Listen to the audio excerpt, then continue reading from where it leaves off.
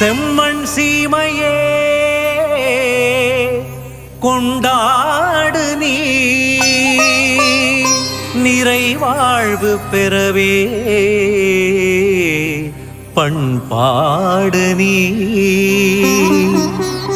தென்னகத்திருநாடே ஒளிர்ந்திடு, ஆனந்தமாய் கை கொட்டி விளையாடு. கரிசல் மண்ணில் விழுந்த முத்தே, தரிசு மனதில் விளைந்த செந்நிற சொத்தே, எங்கள் ஆனந்தமே அருளானந்தரே நீர் வாழ்கவே.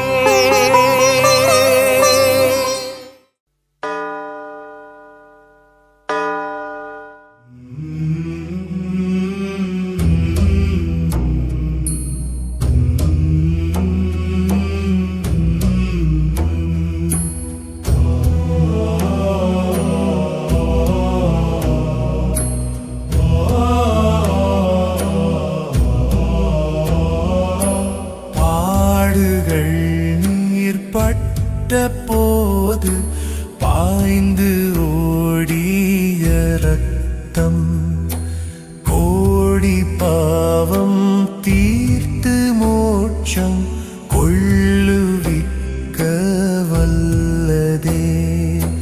கேட்டு போனோ பாவியானோ கிருபை செய்நாதனே. மாட்டிலா கருணை என்னேல் வைத்திரங்கும் இயேசுவே.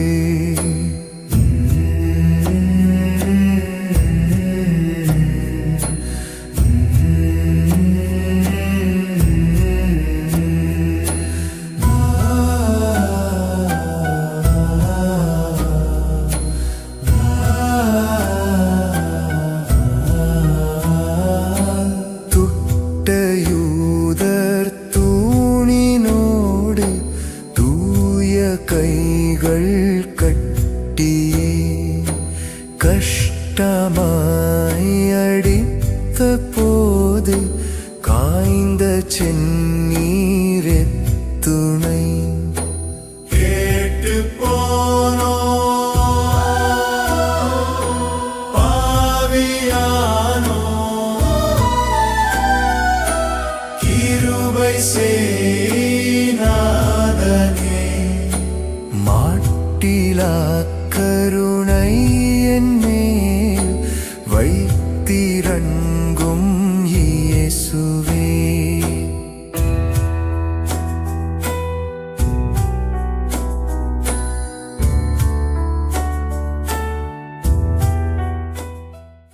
தந்தை மகன் தூய் ஆவியாரின் பெயராலே ஆமேன்.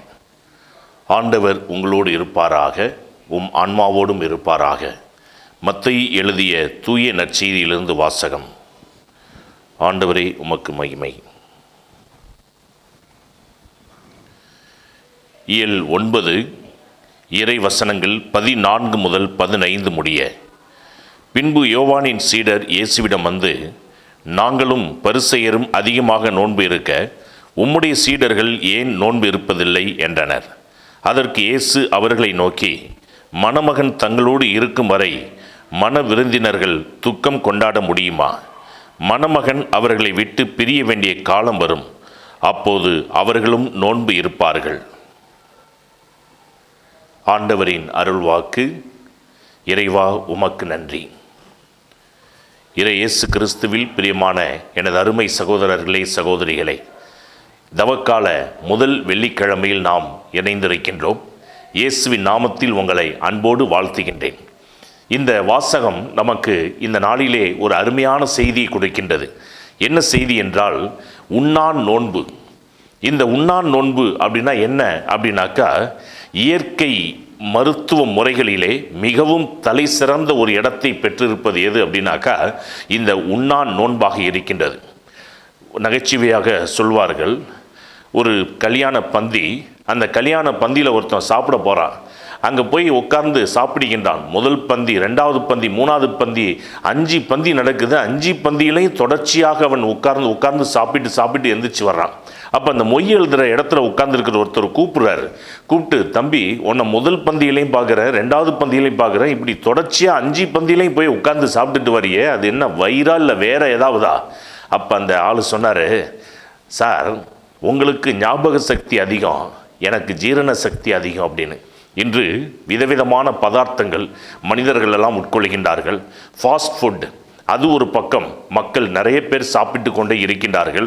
ஆனால் இவைகளுக்கு மத்தியிலே இன்று ஆண்டவர் நம்மளோடு ஒரு காரியத்தை உணர்த்துகின்றார். என்னவென்றால், நோன்பு இருந்து ஜெபிக்க வேண்டும் என்பதை ஆண்டவர் நமக்கு உணர்த்துகின்றார். அந்த விதத்திலே இன்றைய வாசகம் நம்ம வாசித்தோம்.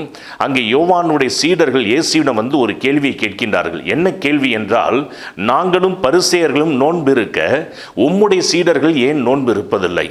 அதற்கு இயேசு ஒரு அழகான பதிலை சொல்கின்றார்.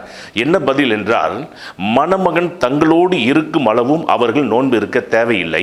மணமகன் அவர்களை விட்டு பிரியும் காலம் வரும், அப்பொழுது அவர்கள் நோன்பு இருப்பார்கள். இப்போ நம்ம கேட்க வேண்டிய ஒரு கேள்வி, முதலில் மணமகன் யார்? 2வது, மணமகன் இன்று நம்மளோடு இருக்கின்றாரா இல்லையா? அப்படி இருக்கும் பொழுது நம்ம நோன்பு இருக்கலாமா இருக்கக்கூடாதா? பிரியமானவர்களே, ஒரு கல்யாண பந்தியில் ஒரு ஆள் போய் உட்காந்து சாப்பிட்றாரு. நல்லா சாப்பிட்டுட்டாரு. எந்த அளவுக்கு சாப்பிட்டுட்டாரு அப்படின்னா, எந்திரிச்சு அவரால் நடக்க முடியல, எந்திரிக்கவே முடியல. திணறி எந்திரிக்கலான்னு பார்த்தாக்கா ட்ரை பண்ணுறாரு, முடியவே இல்லை. அதனால் அதே இடத்துல உட்காந்துக்கிட்டு பக்கத்தில் இருக்கிறவங்கள கூப்பிட்டு சொல்லியிருக்காரு, மாப்பிள்ளை, இந்த கையை லைட்டாக அப்படியே பிடிச்சி தூக்கி விட.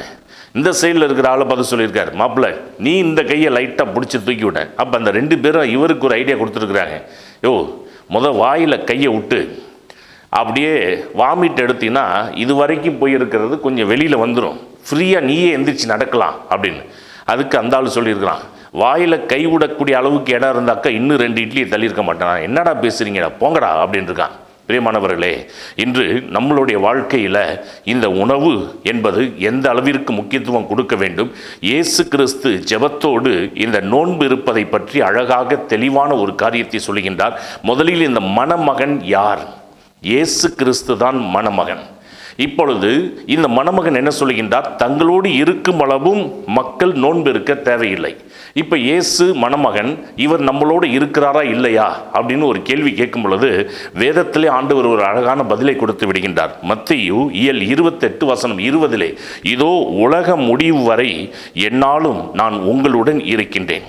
அப்போ மணவளன் இயேசு கிறிஸ்து நம்மளை பார்த்து சொல்லிட்டாரு, உலகம் முடிகிற வரைக்கும் என்னாலும் உங்கள் கூட இருக்கின்றேன் என்று. அப்போ இயேசு கிறிஸ்து 24 hours நம்மளோடு இருக்கிறப்ப இந்த நற்கரணையிலே ஆண்டவர் முழுமையாக இருக்கும் பொழுது நம்ம நோன்பு இருக்கலாமா இருக்கக்கூடாதா? இது தெரியாமல் நம்ம புதன்கிழமையிலேருந்து நம்ம ஆரம்பிச்சிட்டோமே அப்படின்னு சில பேர் யோசிக்கலாம். பிரியமானவர்களே, நோன்பு இருக்கலாமா இருக்கக்கூடாதா? இயேசு சொன்ன ஸ்டேட்மெண்ட்டை வச்சு பார்க்குறப்ப மணமகன் தங்களோடு இருக்கும் அளவு அவர்கள் நோன்பு இருக்க தேவையில்லை. உலகம் முடிகிற வரைக்கும் உங்கள் கூட நான் இருக்கிறேன், எதுக்கு நோன்பு இருக்க வேண்டும் அப்படின்னு நமக்குள்ள ஒரு கேள்வி வரலாம். அவர் நம்ம கூட இருக்கிறார், அது ஷுவர், அது உறுதி. ஆனால் நாம் அவர் கூட இருக்கின்றோமா என்றால் அதுதான் ஒரு கேள்விக்குறியாக இருக்கின்றது. அவர் 24 hours நம்ம கூட தான் இருக்கிறார், ஆனால் நாம தான் அவரை விட்டு தூரத்திலே போய்விடுகின்றோம். ஆகவே தூரத்தில் போன நாம் இந்த தவக்காலத்திலே மீண்டும் திரும்பி வருவதற்கு இந்த உண்ணா நோன்பை ஆண்டவர் அடையாளப்படுத்தி நம்மளுடைய உண்ணா நோன்பின் வழியாக ஆண்டவரிடம் திரும்பி வருவதற்கு ஆண்டவர் நமக்கு ஒரு அழைப்பு கொடுக்கின்றார். பிரியமானவர்களே, ஏன் இந்த உண்ணா நோன்பை பற்றி நாம் பேசி கொண்டிருக்கின்றோம் என்றால், இந்த உண்ணா நோன்பு இருக்கும் பொழுது 3 காரியங்கள் நடக்கின்றன. முதல் காரியம் என்ன அப்படின்னா, ஒரு மனிதன் உண்ணா நோன்பு இருக்கும் பொழுது ஒவ்வொரு உறுப்பும் தூய்மையாக மாறுகின்றது. 2வது விஷயம், ஒருவன் உண்ணா நோன்பு இருக்கும் பொழுது அவனுடைய உள் உறுப்புகளும் வெளி உறுப்புகளும் வலிமை அடைகின்றது. 3வது, ஒரு மனிதன் உண்ணா நோன்பு இருக்கும் பொழுது அவனுடைய நினைவுகள் தூயதாக மாற்றப்படுகின்றது. இந்த 3 விஷயம் எப்போ நடக்குது அப்படின்னா, யார் ஒருவர் உண்ணா நோன்பு இருக்கின்றார்களோ அப்பொழுது அவர்கள் வாழ்வில் நடக்கின்றது. இதற்கு இன்னும் ஒரு சிறந்த உதாரணத்தை சொல்ல வேண்டும் என்றால், லூக்கா நற்செய்தி இயல் 15 பார்க்கின்றோம். அங்கே 2 பையனுங்க அந்த அப்பாவுக்கு இளைய மகன் எனக்கு சொத்தெல்லாம் பிரித்து கொடுன்னு கேட்குறான். அதை பிரித்து கொடுத்தவுடன் அப்பா எப்பொழுதுமே கூட இருக்க தான் ஆசைப்படுறாரு, பிள்ளைங்க என் கூட இருக்கணும்னு ஆசைப்படுறாரு. ஆனால் பிச்சுக்கிட்டு ஓடினது யார் அப்படின்னா இளைய மகன். அப்போ தூரத்தில் போய்விட்டான், அப்பாவை விட்டு தூரத்தில் போய்விட்டான். அப்போ போய் தன்னிடம் இருக்கிற எல்லாத்தையும் விரயமாக்கி விடுகின்றான். பணம் விரயமாகி விடுகின்றது. காசு இருக்கிற வரைக்கும் நண்பர்கள் கூட்டம், கையில் காசு இல்லைன்னு எல்லாரும் இவனை உதாசீனப்படுத்தி விட்டார்கள். இப்போ என்ன நடக்குது அப்படின்னாக்கா, அவனுக்கு சாப்பாடு கிடைக்கவில்லை. எங்கே வந்து முடியுதுன்னு பாருங்கள். கையில் பைசா இல்லை, எல்லாத்துக்கும் இப்போ சாப்பாட்டுக்கு லாட்ரி. இப்போ எங்கே போகிறான் அப்படின்னா, பன்றிகளுக்கு போடக்கூடிய அந்த உணவையாவது தான் சாப்பிட்டு வைத்து நிரப்பிக்கொள்ளலாம் என்று போகின்றான். ஆனால் அதை கூட அவனுக்கு திருப்தியாக கொடுக்க அங்கே யாருமே இல்லை. அப்போ தான் அந்த பசியில் தாங்க அவன் உணர்றான், சே நம்ம அப்பா கிட்ட வேலை செய்கிறவங்க வேலைக்கு சாப்பிட்றப்ப இப்படி நான் கஷ்டப்படுறேனே அப்படின்னு சொல்லி அந்த நினைவு அவனுக்கு தூயதாக மாறியதற்கு என்ன காரணம் அப்படின்னா, இந்த வயிற்று பசி தான் காரணம். நான் மீண்டும் போவேன் அப்பா கிட்ட அப்படின்னு அவன் முடிவெடுத்துக்கு அது என்ன காரணம் அப்படின்னாக்கா, இந்த வயிற்று பசி தான் காரணம். நான் அப்பா கிட்ட போய் இப்படி சொல்ல போகிறேன், உமக்கு எதிராகவும் வானத்துக்கு எதிராகவும் குற்றம் செய்தேன், இனி உன் மகனை என்னை என்னப்பட தகுதியற்றவன், உம்முடைய வேலையாட்களுள் ஒருவனாக என்னை கருதும் என்று சொல்லப் போகின்றேன் என்று ஒரு நல்ல டிசிஷன் எடுப்பதற்கு காரணம் இந்த வயிற்று பசியாக தான் இருந்தது. அதனால தான் இந்த உண்ணான் நோன்பு மிக மிக முக்கியமான ஒன்று. நம்ம சொல்லுவோம் பஞ்சபூதங்கள் அப்படின்னு சொல்லி, நிலம், நீர், காற்று, ஆகாயம், நெருப்பு. இந்த அஞ்சில் அதிகமான நம்ம எதை சொல்லுவோம் அப்படின்னா ஆகாயம். ஆகாயம் என்றால் என்ன அப்படின்னா வெற்றிடம் என்று சொல்லுவார்கள். ஏன் இந்த ஆகாயத்தை வெற்றிடம்? இந்த ஆகாயத்தில் இருந்து நமக்கு என்ன கிடைக்கின்றது அப்படின்னாக்கா, பிராணசக்தி கிடைக்கின்றது. இந்த பிராணசக்தி மட்டும் நமக்கு அதிகமாக நம்ம உடம்புல இருந்துச்சுனாக்கா ஒரு மனிதன் ஆரோக்கியமாக வாழ்வான் என்பதை நிறைய பேர் ப்ரூஃப் பண்ணி காண்பித்திருக்கின்றார்கள். இப்போ இந்த வெற்றிடம், ஆகாயம் வெற்றிடம், அங்கிருந்து பிராணசக்தி நம்மை நோக்கி வர வேண்டும் என்றால் நம்ம உடம்புல 2 காரியங்கள் நடக்க வேண்டும். என்ன அப்படின்னா, இந்த உண்ணான் நோன்பு இருக்கிறப்ப நமக்கு உள் உறுப்புகளில் 2 வெற்றிடமாக மாறிவிடுகின்றது. ஒன்று, நம்ம சாப்பிட்றதெல்லாம் அந்த இரைப்பைக்கு போகின்றது. இதை சாப்பிடாமல் இருக்கும் பொழுது அந்த இரைப்பை வெற்றிடமாக மாறிவிடுகின்றது. 2வது என்ன நடக்குது அப்படின்னாக்கா, அந்த குடலும் வெற்றிடமாக மாறிவிடுகின்றது. அப்போ இரைப்பை வெற்றிடம், குடல் வெற்றிடம். அப்போ ஆகாயம் அந்த வெற்றிடத்திலிருந்து பிராணசக்தி ஒரு மனிதனை நோக்கி வரும் பொழுது இங்கே வெற்றிடமாக இருக்கக்கூடிய இரைப்பையையும் அந்த குடலையும் அந்த பிராணசக்தி நிரப்பியவுடன் ஒரு மனிதனுக்கு முழுமையான ஆரோக்கியம் கிடைத்து விடுகின்றது. அதனால்தான் இந்த உண்ணான் நோன்பு மிக மிக அவசியமான ஒன்றாக இருக்கின்றது. இது உலக பிரகாரமான சிந்திக்கின்றது. ஆனால் ஆண்டவர் நம்மிடம் எதிர்பார்ப்பது என்ன அப்படின்னாக்கா, இந்த உண்ணான் நோன்புக்கு என்ன பவர் இருக்கின்றது என்றால், ஆண்டவருடைய மனதையே மாற்றக்கூடிய பவர் எதற்கு இருக்கின்றது என்றால் உண்ணான் நோன்புக்கு இருக்கின்றது. அதை நம்ம தெளிவாக பார்க்கின்றோம். பழைய ஏற்பாட்டில் நினிவே மக்களுக்கு நற்செய்தியை சொல்ல யோனாவை ஆண்டவராகிய கடவுள் அனுப்பிச்சார். 2வது முறை ஆண்டவருடைய வாக்கு யோனாவுக்கு வந்தது. அப்போ அவர் அந்த நினிவே பட்டணத்துக்கு போகின்றார். அந்த மக்கள் எல்லாம் பாவம் செய்து கொண்டிருக்கின்றார்கள். அவர்களுடைய பாவங்களை எல்லாம் இவர் தெளிவுபடுத்துகின்றார். நாங்கள் என்ன செய்யணும்னு அந்த மக்கள் கேட்குறாங்க. அப்போ இவர் சொல்லுகின்றார், எல்லோரும் நீங்கள் சாம்பலில் அமர்ந்து அந்த உடைகள், பெரிய பெரிய ஆடைகளை எல்லாம் கலற்றி விட்டு நீங்கள் எளிமையான ஆடை உடுத்தி கொண்டு உண்ணான் நோன்பு இருங்கள். அப்போ பெரியவங்க மட்டும்தான் உண்ணான் நோன்பு இருக்கவில்லை, அங்கே பெரியவங்கள்லேருந்து சின்னவங்க வரைக்கும் எல்லாரும் உண்ணான் நோன்பு இருந்தார்களாம். அப்படி இருப்பதை பார்த்துவிட்டு ஆண்டவர் தொடக்கத்தில் அவர் நினைத்தார், இந்த ஜனங்களை நான் அழிக்க வேண்டும், ஏன்னா இவர்கள் இப்படிப்பட்ட பாவங்களை செய்து கொண்டிருக்கிறார்கள் என்று. ஆனால் இவர்கள் இந்த உண்ணான் நோன்பு இருப்பதை பார்த்து ஆண்டவர் அழிக்கின்ற ஒரு எண்ணத்தை அவரே மாற்றிக்கொண்டார். ஆகவே கடவுளையே தன்னுடைய நினைப்பை மாற்றிக்கொள்ள வைக்கக்கூடிய சக்தி எதற்கு இருக்கின்றது என்றால் உண்ணான் நோன்புக்கு இருக்கின்றது. ஆகவே இந்த தவ காலத்தில் முதல் வெள்ளிக்கிழமையில் நாம் ஒன்றாக இருக்கின்றோம். ஆண்டவர் இன்றைய வாசகத்திலே சொல்லுகின்றார் நோன்பு இருப்பதின் அவசியத்தை பற்றி. ஆகவே நாம் ஆண்டவரோடு இணைவதற்கு இந்த உண்ணான் நோன்பு நமக்கு ஒரு அடையாளமாக ஆண்டவர் நமக்கு கொடுத்திருக்கின்றார். ஆகவே இந்த உண்ணான் நோன்பை நாம் அனுசரிப்போம். ஆண்டவரோடு நம்மளுக்கு இருக்கின்ற உறவை புதுப்பித்துக் கொள்வோம். ஆண்டவர் தொடர்ந்து நம்மை ஆசீர்வதிப்பாராக. God bless you.